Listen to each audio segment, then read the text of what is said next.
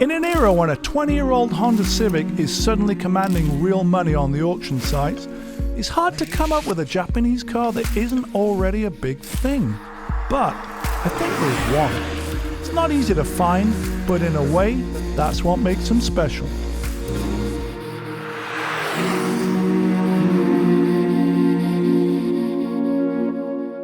If you want a fast old car, there's no shortage of dealers out there who can help you. But if you want something special, you need to go to the guy I bought my GT2 and 991 Turbo S from. Hey Paul. What's up, Top buddy? of the morning.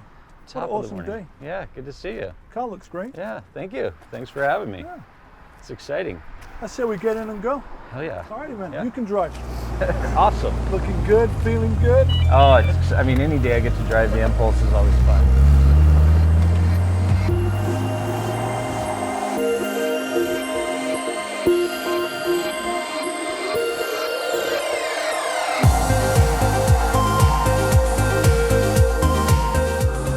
There we go, we're setting up for the Frontier Pass. Yeah. We are on boost, peaking around 5,000 RPM, third gear. Oh yeah. And the stock Impulse would never have been able to do No. that. Well, you got to stay boosted, right? Exactly. So, let's go back to the beginning. Isuzu Impulse.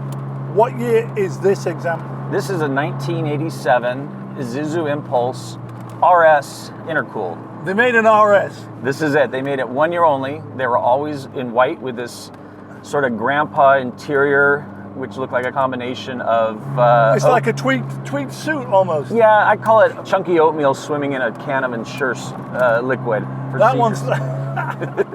But it was really targeted towards, the enthusiasts, probably a little more of the female who wanted something cool but didn't want to be boy racer, but wanted performance, wanted more than anything the luxury and creature comforts. So unlike all the other manufacturers where air conditioning, you name it, was an option, in this car, everything was standard. I mean, there was no options you can get on this car. It was came just with air loaded conditioning. with all these bells and whistles. Loaded with all the bells and whistles. If you notice some of the icons, they're feminine. They have a female with her hair blowing, which was for air conditioning, and instead of... That's not the hairdryer, that's air conditioning. Exactly.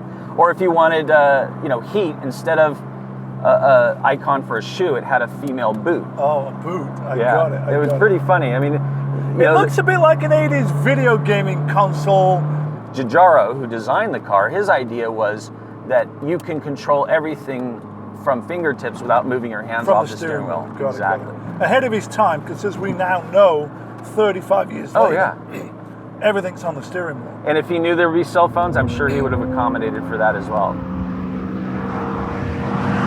So tell us a little bit about Giugiaro, his involvement in this, where the design came from. I hear there's a bit of a story behind it. Yeah, Giugiaro, obviously, Giorgio Giugiaro, Italian designer. Well, what he's most noted for, that's probably the most related, is the Volkswagen Scirocco, the Mark I, and the controversy is the Mark II.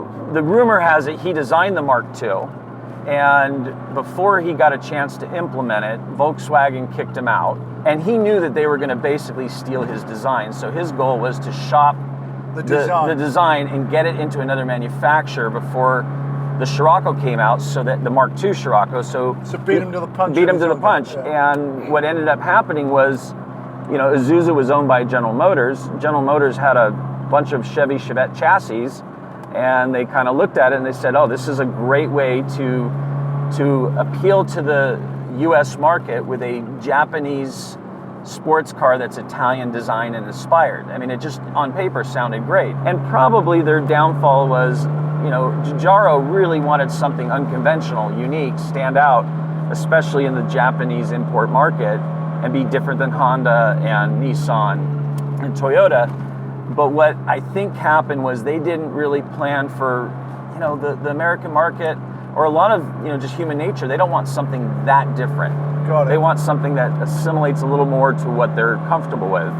And then the other part was, at the same time, like when this car came out, an Acura Integra was $9,000. A Honda Accord two-door was like $11,000. What was this? This was $15,000. Whoa, that was expensive. When you look back at Giugiaro's designs, he was really really trying to push the aesthetic and really get something different and stand out. And now 30 years later, I certainly appreciate it. I love things that people don't have. I mean, to go to a Cars and Coffee, you know, where there's $1 million cars and you're Ferraris, standing out in your Impulse. and I'm standing out in a Japanese import Econobox. I mean, everyone's looking at you and not the paint sample GT3 RS. Exactly. And it's just so unusual to see not only one of these, but the most desirable model they made this clean. You know, this is rear wheel drive, limited slip, 5-speed manual.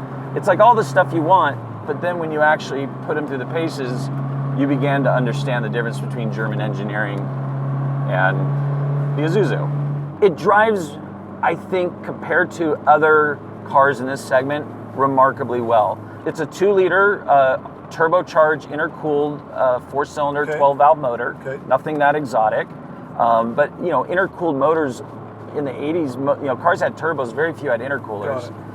It's 140 horsepower. I think 0 to 60 is like 8 seconds, 7.5 seconds. Correct. Yeah, and you know, it has these Recaro-inspired seats, very similar to Recaro.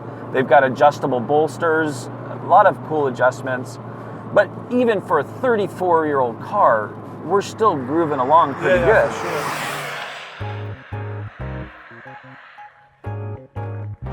One of my fave places to drive to is Newcomb's Ranch, 26 miles up my favorite road, Angeles Crest Highway. Every Friday morning around 8 a.m., it gets taken over by the aptly named Good Vibes Breakfast Club, where a bunch of like-minded driving enthusiasts gather to swap tales and share stories. Now, it's hard to stand out at the Good Vibes Breakfast Club, as it's normally filled with a bunch of P cars, Japanese supercars, European exotics, and of course, coffee and donuts. But you're always going to stand out when you turn up in an Isuzu Impulse. Good morning. That is better than any Friday at work, right? Yeah, for sure. Driving, hanging out with friends. I don't think I've ever been here this late. I don't think I've ever seen this many cars. It's pretty late. Yeah. That's good. But I think it's the time you drove up, so now I have to see what the Impulse is all about. Have fun. Cheers, man. I'll see you later.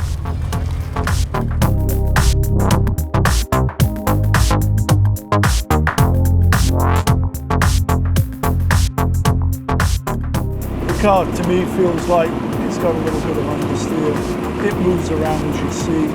It feels a little soft. It's a little numb. It's not precise, but it is cool. And sometimes it's not necessarily about how fast you can go from A to B. You know, it's cornering pretty nice here. There's a little bit of body roll.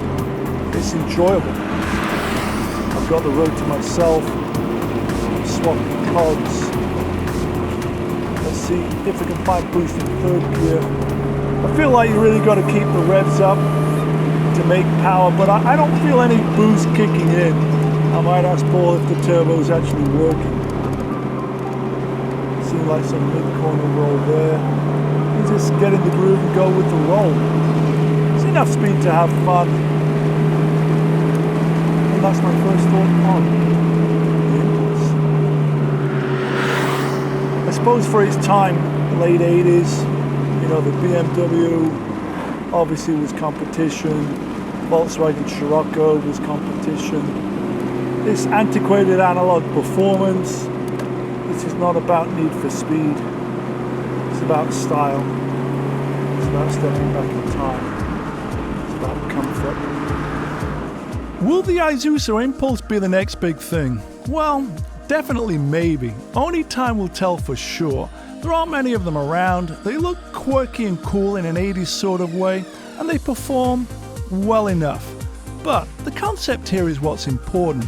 The idea of having something unique, something you don't see all the time. I've probably seen more F40s in the last 20 years than the wedgie Impulses. Now that's not to knock the F40.